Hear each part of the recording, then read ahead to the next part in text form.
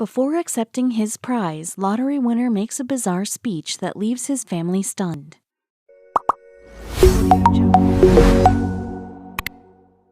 Friends make promises to each other all the time, but not everyone stays true to their word, no matter how many pinky swears they make. And yet, something extraordinary was about to happen to Thomas Cook from Wisconsin.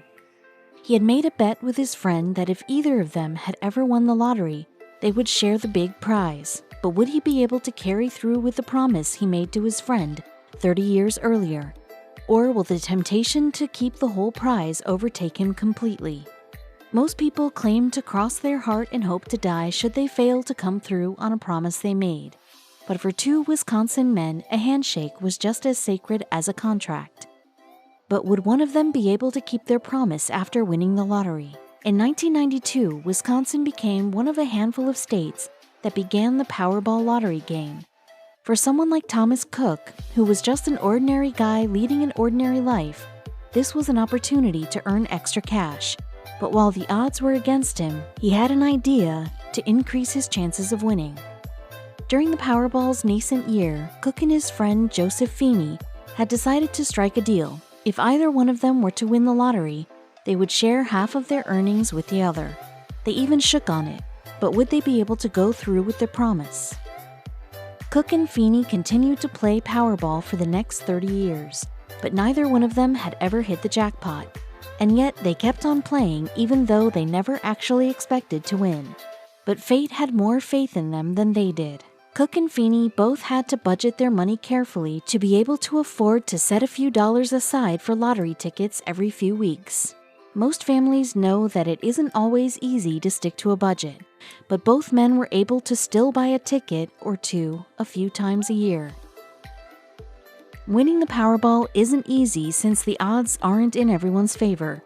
But those that do win have to make a decision on how they're going to receive their winnings. Unfortunately, one of them requires paying more taxes.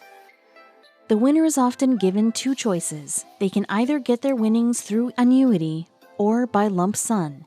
With annuity, their winnings would get split over a 29-year period.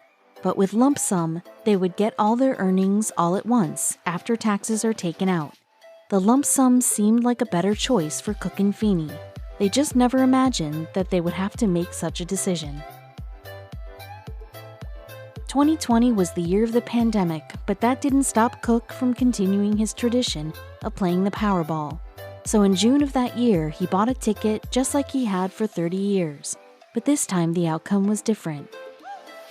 One day, Cook was having his breakfast just like he did every morning, but when he took a look at his ticket and compared the first two numbers, he felt his entire body go cold. Something was happening that was simply too good to be true. Cook was in a daze for several moments, and then he recalled what had led to his life-altering moment. He had walked into Synergy Coop in Menominee, Wisconsin on June 10, 2020 to buy a Powerball ticket, not realizing what was about to happen. When Cook made his typical run inside the convenience store while filling up his car's tank with gas just a few days prior, he should have stopped to take a look around the store and sort through his feelings that day, because he would soon be left trying to remember the details of that very moment. As he continued to look at his ticket, he realized something that was impossible, so he asked his wife to double-check, and she confirmed it. He had won the Powerball, which meant he was a freaking millionaire. Cook had the winning ticket and was destined to take home $22 million, but he was still in a state of shock.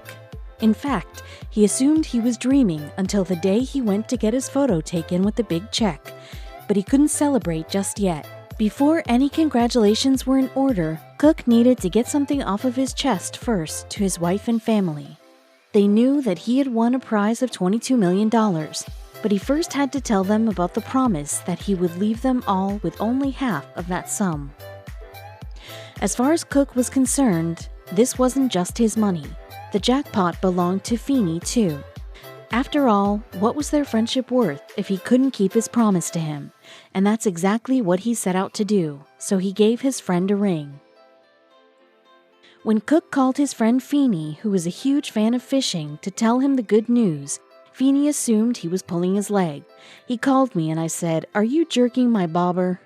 said Feeney, according to Powerball. After a while, Feeney realized that Cook was serious, which meant that he was a winner too. But would his friend honor the promise they had made each other all those years ago, or would he leave him hanging? Now that Feeney's wife had found out about the secret deal from all those years ago, she was suddenly more excited about her husband's friend's lottery win. Knowing that she may get to help her husband spend the money was exciting. But would they even get that chance? Cook was facing a crisis because on one hand, he wanted to keep the money, but on the other, he didn't want to betray his best friend. And yet, it's not like he signed a contract or anything. Could he live with himself if he kept all the money for himself? Cook and Feeney never imagined that either one of them would win the Powerball.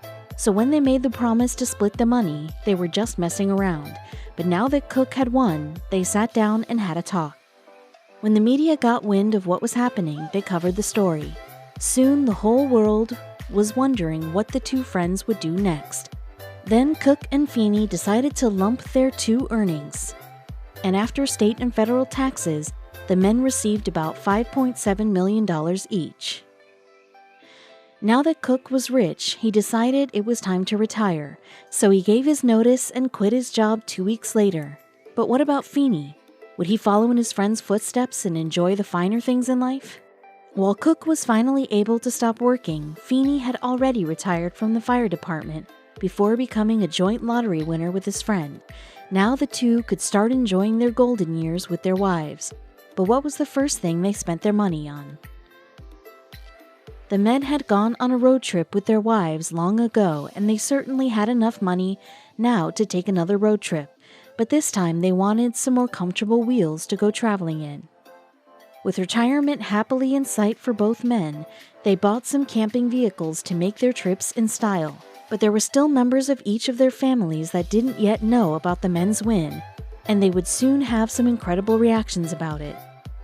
Each of the men had grown children who were ecstatic for their fathers for winning such a big prize. The fathers vowed to use the money to travel to see their children and grandchildren more than they were used to, so everyone could take part in the fun. Cook and Feeney planned on traveling through Wisconsin and beyond to pay a visit to their kids, grandkids, and great-grandkids, and undoubtedly have a large family feast along the way. And the public was very impressed by these two friends and their decision to share their winnings. The public and the director of the Wisconsin State Lottery, Cindy Polzin, knew how amazing Cook and Feeney's friendship was. The power of friendship in a handshake has paid off. I'm thrilled for them. Their lucky day has arrived, she exclaimed. Cook and Feeney had never had the freedom to splurge on things or to go on too many trips and go sightseeing. But that was no longer the case. Thanks to Cook's honesty and loyalty, both he and Feeney would get to enjoy their lives without worrying about financial responsibilities. But they weren't done being generous. On September 9, 2020, the friends posted a message on their Facebook page, Thomas Cook and Joseph Feeney Foundation, that made their followers very happy. Instead of just keeping their money, they decided to give some away to random people. But what did these folks have to do to get the cash?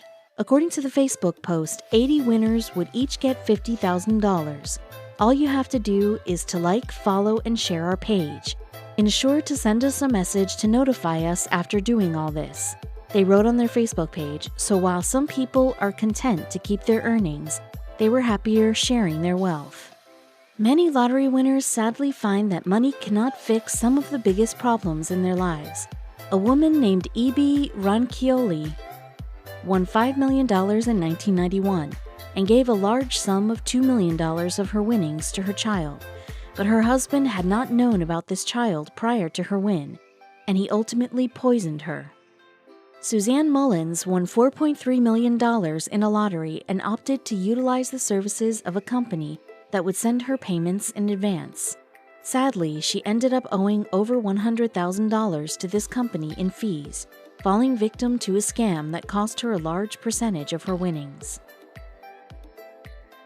Lisa Arcand figured out the hard way that winning $1 million won't fund your dreams forever. After her win, Arcand bought a house, went on an expensive vacation and opened a restaurant. Soon her restaurant failed, and she has since found the win to be very depressing. Callie Rogers, a UK citizen, won $2 million when she was just 16 years old. She soon spent the money on cosmetic surgery and lavish partying, which left her severely depressed and ultimately broke. She now believes that teens shouldn't be eligible to win such large prizes. Lou Eisenburn used his $5 million in winnings to buy a condo in Florida and take some pretty expensive vacations. He opted for a long-term payout, and his final check was cashed in 2001. Since then, he has had to sell his condo, and he now lives in a mobile home at the age of 81. Some lottery winners end up squandering their money more quickly than some may believe to be possible. Evelyn Adams won the New Jersey lottery twice in 1985 and 1986. She gambled away her entire $5.4 million sum in just a few years in Atlantic City. This man won the lottery after he and a few of his co-workers bought a large amount of tickets together. After realizing that he won, Lopez lied to his friends and quit his job, hoping to keep the money for himself. The co-workers soon found out and took him to court to get their share of the prize. Jack Whitaker was already a millionaire when he won $314.9 million. His life was then spent gambling wildly and partaking in controlled substances with his family, some of whom ultimately died from their addictions. He then told reporters that his life was much easier before the win. Another teenage winner, Michael Carroll, won a British lottery at the age of just 19. After 10 years, he had completely spent the $14 million he won on luxuries and illegal substances.